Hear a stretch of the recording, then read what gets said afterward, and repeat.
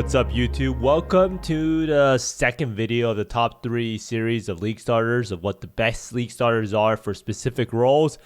And in this one, we have one of my favorite types of league starters, and this is mapping league starters, and this is what I usually run because I'm not really a huge bosser. Now, last league, I did play Venom Jar for mapping, and I did sell a lot of boss carries, making a lot of my money. And with how much Maven boots are, boss carries are always pretty lucrative, but there are a lot of people who don't really care for bossing, who just buy a Voidstone carry on TFT and pretty much just want to do as much map blasting as possible, and they want to choose a build that has as much clear as possible. Now, as I've said in the past, every league starter does fill a different niche, and in this case, these league starters are the best in class for just mapping really fast, being able to get all of your Atlas finished, and maybe doing some of the Void Stones, but most of all, they rely on explosions, they rely on really good movement skills, and overall, they also have maybe some potential for uber bossing, but it does rely on you getting the character really min-maxed. Now, this league mechanic might be more bossing-centric, but these league starters should still perform well in the Sanctum. And for a lot of people, if you don't really care that much about the league mechanic and you just want to do some juice mapping, then these league starters are for you. But I do think that the Sanctum shouldn't be too difficult in terms of the bosses that you face, so these league starters should still perform relatively well. Now, first off, we have the build that I pretty much played to 100 in the Delhi Everywhere race. So you can see right here, Kobe Black Mamba EK Occultist, kind of alive for the name. Now, this can be played on Occultist or Pathfinder. Now, the main benefit of Occultist is definitely Profane Bloom. It is important to know that Occultist did get a little bit of a nerf.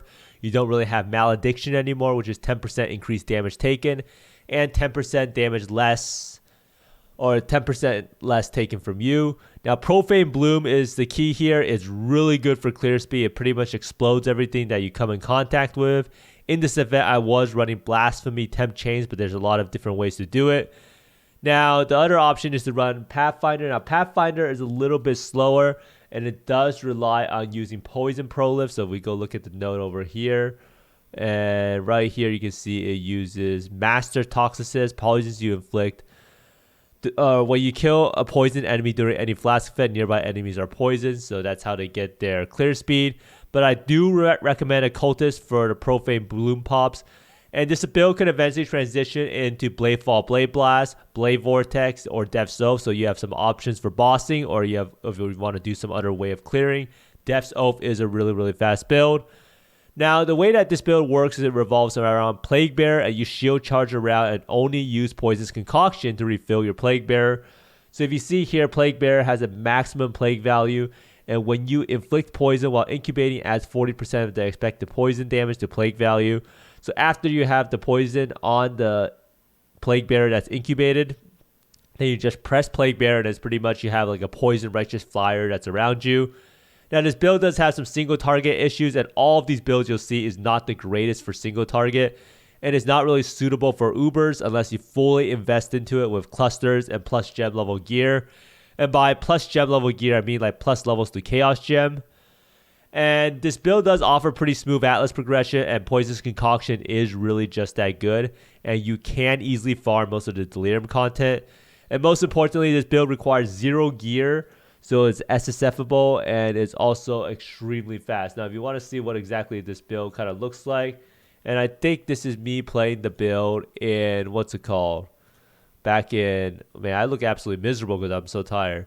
Back in Delirium Everywhere SSF. So you can see here right now, you proc the poison, you get the incubation on the Plague Bearer, and then you pretty much just run through. You maybe get the shrine, and once you get the shrine, you can zoom. And in this video, I do get the acceleration shrine, and that's pretty much how most of these, what's it called, maps are going to be, because everyone's going to put shrine on it, and you do have a pretty good chance at getting acceleration or echoing.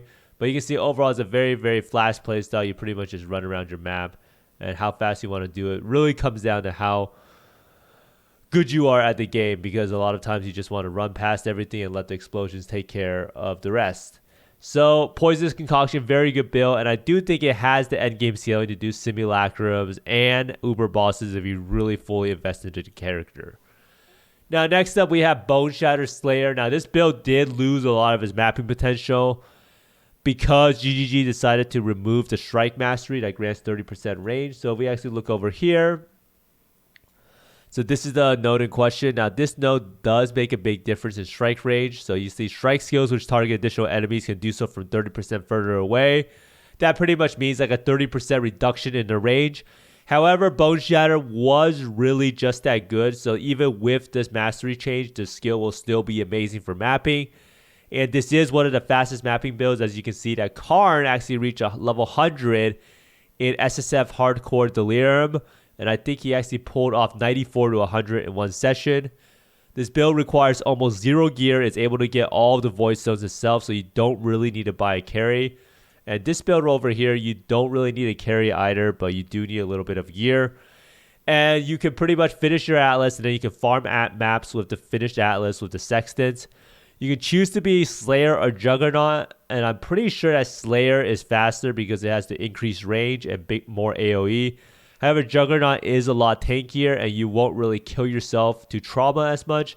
So the way that Boneshatter works is you pretty much attack the enemy, you build up these trauma stacks which deals damage to you. But each trauma stack you have causes you to do more and more damage. Now this build is extremely tanky if you're a Juggernaut because you have the MIDI Transcendence node, and if you're a Slayer, you have Slayer Overleech, you have a Fortified Gem, and you also grant 10% reduced damage while leeching. Slayer Overleech is probably one of the most quality of life aspects for mapping you could possibly get. What Overleech means is that you pretty much have a source of leech, which is like 20% life regen going on throughout the whole time. So even if you stand in like some degen puddles or something, you won't really die that fast as long as you have the leech going. Now, Boneshatter Slayer is capable of doing uber bosses when you have crazy gear and if you have pretty good boss mechanics. So the potential is there. This build is also one of the fastest leveling builds in the game that you can possibly play. It's pretty much you just leap slam around, you hit Boneshatter, you kill the bosses, put down your totems, and everything is pretty much dead. Now, for anyone wondering what this build actually looks like, and you might want to be warned, this is Karn's playstyle, and he was streaming for 40 hours for the session, and then I think he was on for 10 hours before or something.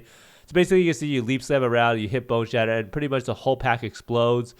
And it really just comes down to how fast you want to play the build. But this build is capable of destroying maps. Now, he's not really doing the best example of how fast this build could possibly be played. But basically, you leap slam around, you hit Boneshatter, and then you move on. Let's see if he actually builds up some mapping speed a little bit later on. But overall, this build is extremely potent, especially in like narrow corridor layouts. So you pretty much you hit once, everything explodes. Now there is a difference between using axes and maces. Axes do not grant as much area as maces because the way that Boneshatter works is that the more AoE that's done is based on your stun duration, and maces have better stun duration and stun threshold.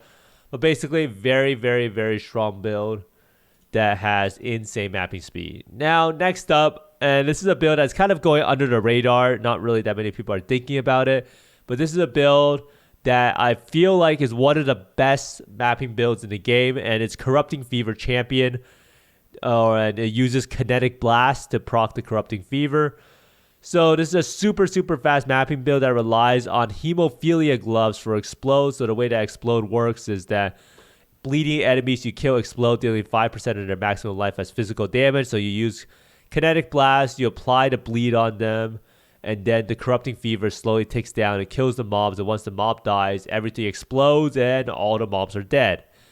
Now, this build does struggle for single target, and every single one of these builds is kind of struggling for single target. It's heavily reliant on cluster jewels for damage. Now, this build is super, super tanky because you're a champion. You have Fortify, so you have permanent 20% damage reduction. You have Adrenaline, which gives you 10% physical damage reduction as a move speed. You have a lot of aura effect, which means your determination is super, super high value. You have a lot of armor. And this build also goes into some max res nodes. So instead of 75% resist, you're at 78%. Now, this build does use a wand and a shield. Now, the main benefit of this, and I do know Grimro always used to promote a bow build, but a wand and shield charge is just so much better. It's easier to get +1 Fizz skill gems on a wand. And most importantly, you have shield charge, which allows you to spam the movement skill in maps, allowing for a super, super fast playstyle. Now, this does transition into one of the best Magic Find builds in the game, in my opinion. and you pretty much just drop your rings. You run Ventors, you run an Elegant Hubris, and you can get a lot of magic finds. So if you do want to do mapping and you also want a magic find, this is pretty much going to be the perfect build for you to start out the league. Now you might need to buy carries for Void Stones. This build does have a lot of problem with single target, but I also know that it's uber viable because I know Rue actually did all of the ubers on a 5-link or something. But I think in this build, 5-link is a 6-link because you 5-link Corrupting Fever and Reap. Now, you do use Reap and Corrupting Fever for single targets, so both of these are a damage over time component. And you cast Reap when you are on the boss because like once you put the Corrupting Fever on the boss, you don't really have anything to do, so during that time, you cast some Reap. So if we want to see how the playstyle actually looks, and boy oh boy, this is how the game used to be like. Just remember, this is Sentinel 3.18, maybe our loot will be like that. So you can see here, this guy was doing Glacier Farm. He has all the mobs together, and then he attacks once, and everything explodes and dies, right? So this is how the gameplay is, and it's very, very good for any farming strategy. It's good for Delimir. And in this league, we also have Domination on the map device. And this build does benefit a lot from Domination. You get the area of effect, and you just become an absolute monster while mapping. And you can already see that this build is very, very good for farming maps and getting as much currency as possible, but it does have that problem of that your single target DPS is going to be a little bit capped out. Now, I did leave out Venom Gyre, and I do think Venom Gyre should definitely be in this list, but I didn't want to have all of the same builds, and I will be league starting Venom Gyre. And also, I do think that Wave of Conviction Ignite is an honorable mention that probably should go up here. Now, every single one of these builds have single target problems. You'll notice that I recommend it and is not exactly the best at bossing or doing uber bosses. And they all rely on some form of explode for clear. Now, Boneshatter has kind of like built-in explode with the overlapping area of effect. And then Profane Bloom for Poisonous Concoction. And then lastly, we have the Hemophilia Explode Gloves or the Gladiator Explode for Corrupting Fever. Now, Explode is nearly unbeatable for clear and allows for widescreen clears and chains. Now, this is actually Steel Mage's Flask, and I do think that this Flask is going to be extremely overpowered for a lot of builds. So you can see here, this build causes the enemies you kill during effect have a 28% chance to explode, dealing a 10th of their maximum life as damage of a random element. So extremely, extremely strong. Now, buying Void Stone carries is definitely a great idea. Now, a lot of people, you kind of need 4 Void Stones before you can start doing a mapping strategy. And buy Void Stone carries on TFT, and all you have to do is, let's see, you go onto the server on TFT, and you will see that there's a buying section, boss carry, want to buy, want to sell, and people will post like that they're selling Void Stone carries in here, and it's usually pretty cheap, like 30 chaos by the 2nd or 3rd day. Now make sure, if you choose one of these builds, Boneshatter, Poisonous Concoction, or Corrupting Fever, that you do not prioritize uber bossing. If you're prioritizing bossing for your league start, do not choose these builds. I do want to recommend that you want to choose a build that you like, and you want to choose a build that fits your needs. And these builds that I recommended here are all for mapping and blasting. But thanks for watching, everyone.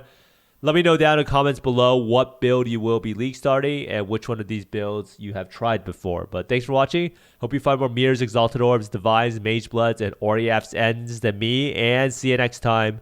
Bye!